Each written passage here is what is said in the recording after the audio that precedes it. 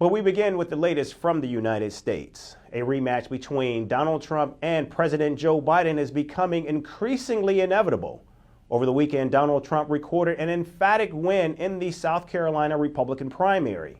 In fact, he received support from an almost unwavering base of loyal voters and beat back former UN Ambassador Nikki Haley in her home state. This victory further consolidates Trump's path to a third straight Republican nomination. Donald Trump has now swept every contest, including previous wins in Iowa, New Hampshire, Nevada, and the U.S. Virgin Islands. That is really something. This was a little sooner than we anticipated. It was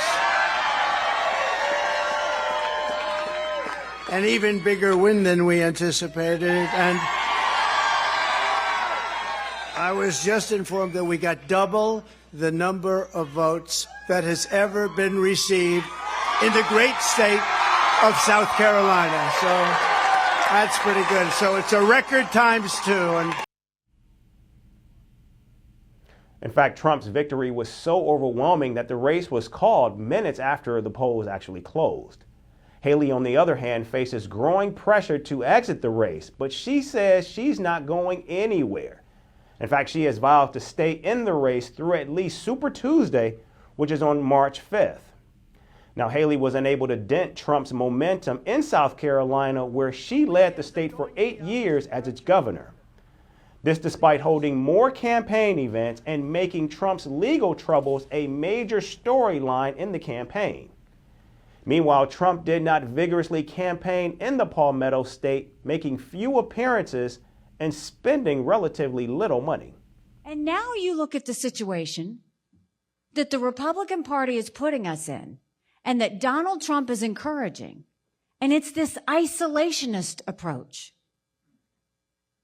America can never be so arrogant to think we don't need friends.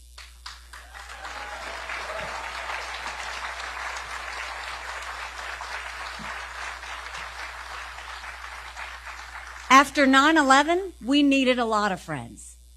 And what you're seeing now is Joe Biden's putting his head in the sand, trying not to deal with any of it, which is causing more harm.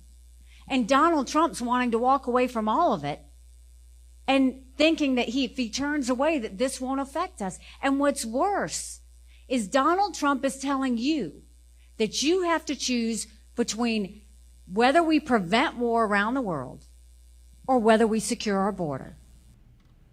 Now, an AP Vocast found that Republicans in the state are broadly aligned with Trump's goals, including ending continued U.S. aid to Ukraine, confronting a porous U.S.-Mexico border, and believing political motivations are fueling Trump's criminal indictments.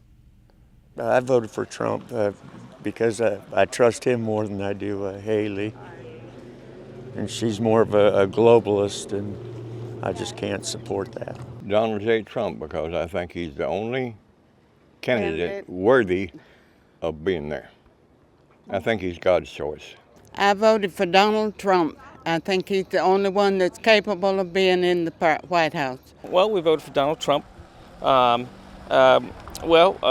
like what he did in the last presidency. The economy was going well. We had control of our borders. For Donald Trump, just because he's the only person that can get us out of the mess that we're in. Now, Nikki Haley's conservative record was clear, but her stellar credentials were no match for Trump's continued iron grip on the Republican Party. In fact, Trump has now won with ease in all regions of the country, eliminating any lingering doubt about his control of the GOP. but now there's a spirit that I have never seen. We ran two great races, but there's never been a spirit like this. And I just want to say that I have never seen the Republican Party so unified as it is right now. Never been like this. Right now, we're a laughingstock all over the world. Our country is going to be respected again, respected like never before. Now, Haley has repeatedly said that she refuses to exit the race. In fact, she's in it to stay. Just one day after her lopsided loss in South Carolina, she was off to Michigan. That state holds its primary on February 27th. Now, Michigan, too, is expected to be a long shot for Nikki Haley. In fact, her best shot, perhaps, at winning a primary could come next weekend here in Washington, D.C. Now, Donald Trump did not do well in Washington, D.C. in the primary in 2016, and he has repeatedly lashed out at the city and its leaders. 70% of Americans have said they don't want Donald Trump or Joe Biden in this next election.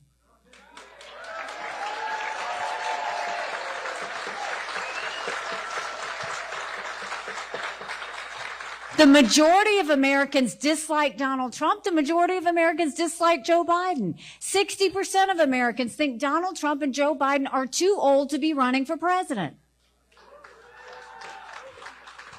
Do we really want to have a country in disarray and a world on fire and have our two candidates be in their 80s? Now, with Trump's outsized lead and Haley's refusal to exit the race, it appears the delegate count will ultimately decide the outcome of this race. Now, Trump is on track to win all 50 delegates in South Carolina, and his widening lead makes it clear that he could reach that magic number of 1,215 delegate majority long before the primary calendar ends. In fact, many Super Tuesday states are winner take all, and an overwhelming majority of them are favorable to the ex-president. And in a bit of breaking news, the deep-pocketed Koch brothers network just announced they are no longer providing financial support to the Haley campaign. Now, this certainly makes her already uphill climb to overtake Trump as the front runner even more daunting. But we will see.